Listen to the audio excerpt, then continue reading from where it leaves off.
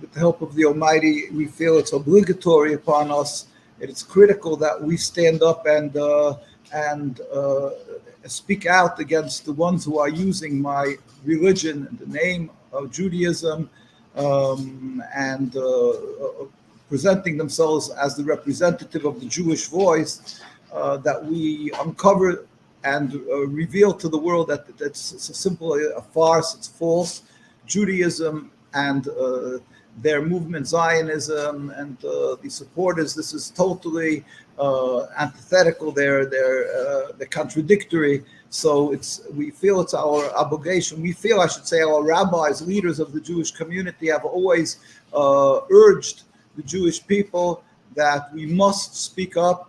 And therefore, first I pray to the Almighty to bestow upon me His truth, His wisdom, that I may be worthy of conveying His message. And so, inshallah, with the help of the Almighty, sanctify His name and bring peace to the world. And really to disqualify, to show the world that they're being misled, and there is a solution to this quagmire if simply they would understand what the issue, the problem is, and what the source and what is the core issue of the Nakba. Well, that's profoundly said, Rabbi. I last spoke to you, I think, in October last year, when a lot had happened. I think the latter part of October, early November, a lot had happened back then. But it was still in the early months following October 7th. But we now in June 2024, we are now probably almost, it's going to be October's around the corner. We're almost going to be a year since the brutal invasion by the Israeli state against the people of Gaza, and the slaughter, the indiscriminate slaughter. But now what we're seeing, the situation has reached such a state. In the past, it seemed in the past that whenever Israel did any action, Israeli propagandists would always go out there and put themselves out in the firing line to say, look, from their perspective, they were acting in self-defense, which is the same arguments they use now again and again.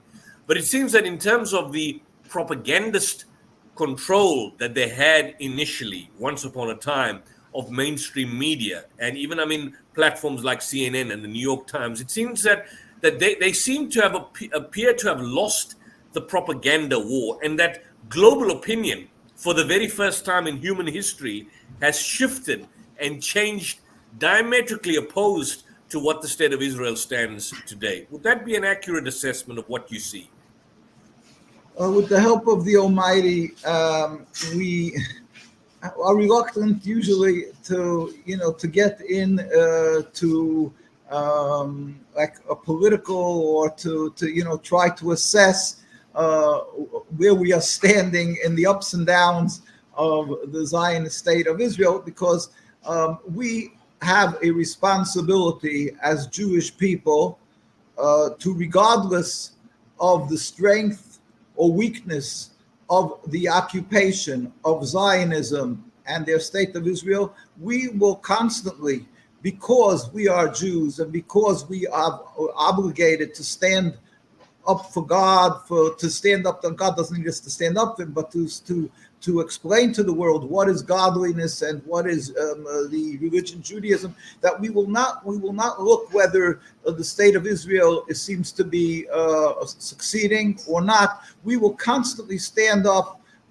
in the same momentum and the same power to tell the world, to clarify to the world that Judaism and Zionism are really totally antithetical, as I say, contradictory, and therefore, so we are reluctant, sometimes, because people then sometimes get despondent, they get depressed when they say, oh, well, it seems that we thought that now is going to be the moment of that the world is going to stand up and oppose the occupation, and then it went by like we've gone through 76 years. That's a long time, 76 years, and there was a lot of ups and downs.